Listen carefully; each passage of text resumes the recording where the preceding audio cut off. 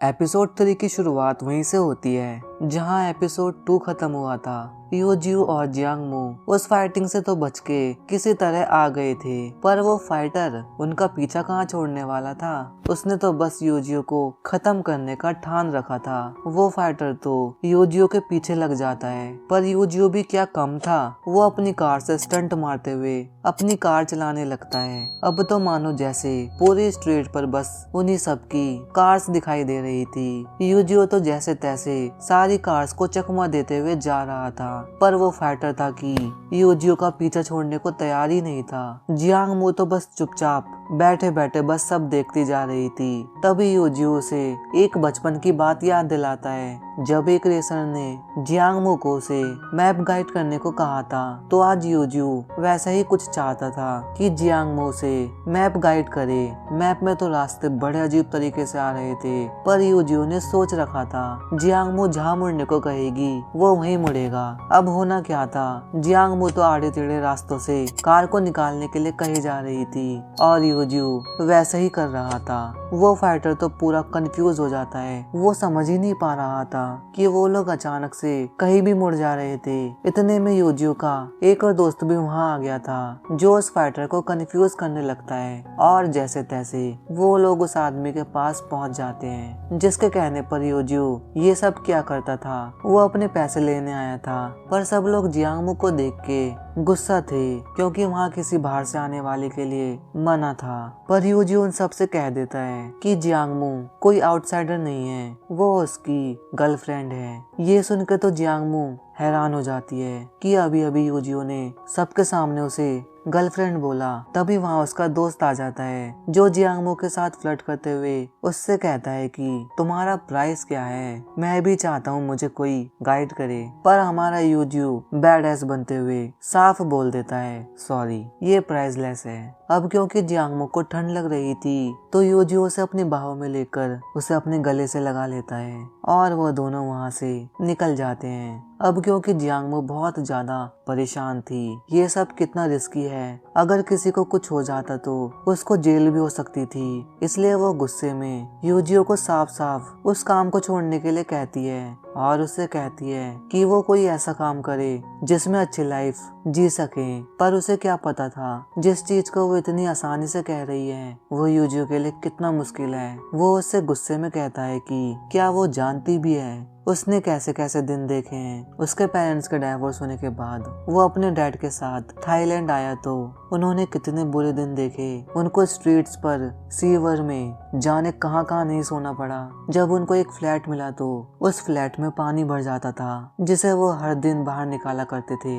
उनको खाने तक के लिए कई कई दिन इंतजार करना पड़ता था, क्योंकि उन पर खाने तक के पैसे नहीं थे। जब भी उसकी स्कूल फीस भरने के लिए कहा जाता था, तो वो कभी अपने डैड को बताने की हिम्मत नहीं कर पाता था, क्योंकि वो खाना ही सही से नहीं खा पाते थे, तो फीस कहाँ से ही भरते। ये सब सुन के तो जियांगमू हैरान हो जाती है, क्योंकि उसको कभी इस चीज के बारे में पता ही नहीं था। तो वो पूछती है कि क्या मॉम को इसके बारे में पता था। तो यूजियो उससे कहता है अगर पता भी होता तो क्या ही हो जाता, उन्होंने कभी पीछे मुड़कर हमारी हालत तक नहीं देखी। वो उससे कहता है और तुम चाहती हो मैं ये काम छोड़ दूं, तुम्हें पता नहीं है पर मेरे लिए पैसे बहुत मायने रखते हैं। वो कहता है अगर वो मर भी जाता है तो क्या ही हो जाएगा, उसको कौन सा कोई देखने वाला है। पर जियांगमू उससे कहती है क्यों नहीं है, मैं हूं ना तुम्हें देखने वाली। पर यूजियो उससे कह देता है शायद अगर तुम भूल रही हो तो मैं तुम्हें याद दिला दूं, तुम अब अलग फैमिली से हो। जियांगमू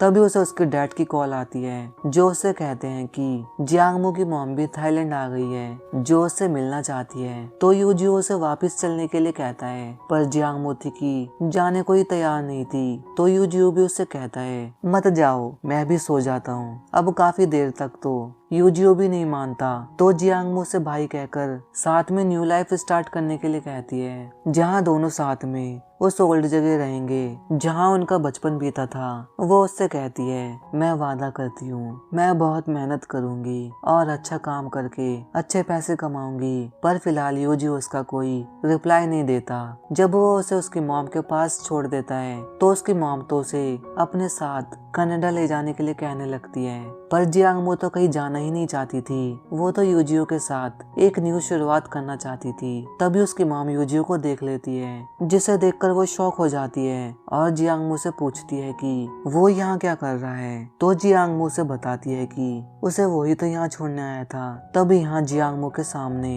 एक सच रिवील होता है जो उससे छिपाया गया था कि जियांगमो की मॉम ने ही यूजियो को दूर करा था और उसको ही जियांगमो के पास तक आने के लिए भी मना करा था, क्योंकि उसकी मॉम को लगता था कि यूजियो ब्लड का रिलेशन नहीं रखता जियांगमो के साथ। ना उसकी मॉम यूजियो को पसंद करती थी, तो उसे डर था कहीं यूजियो और जियांगमो के बीच कुछ गलत रिलेशन न बन जाए। तो इसलिए उसकी मॉम ने यूजियो को जियांगमो के पास वापस आने के लिए मना करा था। साथ ही उसकी मॉम ये भी बताती है कि वो तो हमेशा से इस बात के खिलाफ थी कि यूजियो उनके साथ रहे। उसे हमेशा डर लगा रहता था कि कहीं जियांगमो के मन में कुछ गलत फीलिंग्स ना आ जाएं। ये सुनकर तो जियांगमो शॉक रह जाती है। उसे सब समझ आ जाता है कि यूजियो उसके पास वापस कभी क्यों नहीं आया, ना कभी उससे कांटेक्ट हुआ। वो तो हमेशा से जियांगमो से बात करना चाहता था, उसके पास आना चाहता था, पर शायद किस्मत को कुछ और ही मंजूर था। जियांगमो तो गुस्से में अपनी मॉम के पास से चली जाती है। जब वो वापस घर आती है तो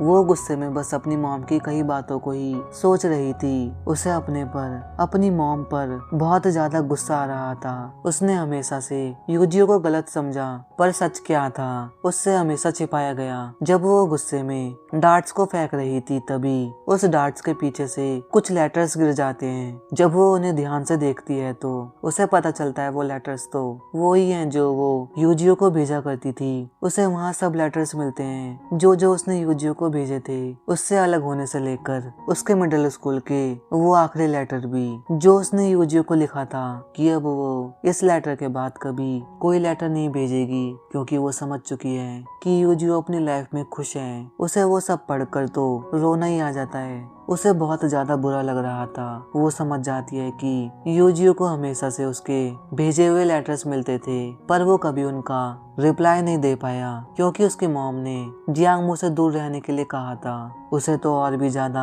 बुरा लग रहा था। वो बस उन लेटर्स को, यूजियो की बातें सुनकर बस रोई जा रही थी। शायद इसलिए ही जब से जियांगमो उसके पास आई थी, इसलिए ही यूजियो उससे दूर भाग रहा था। वो उसके पास तो आना चाहता था, पर उसकी किस्मत उसके पास आने से रोक रही थी। और इसी के साथ ये एपिसोड यहीं खत्म हो जाता है। अब आगे क्या होने वाला है, सारी सच्चाई जानने के बाद अब जियांगमो क्या करेगी और आखिर उनके बीच की दूरियां कैसे खत्म होगी। क्या यूजियो जियांगमो को अपने से दूर कर लेगा, ये सब तो आने वाले एपिसोड्स में पता चलेगा। मिलता हूँ जल्द, बाय बाय।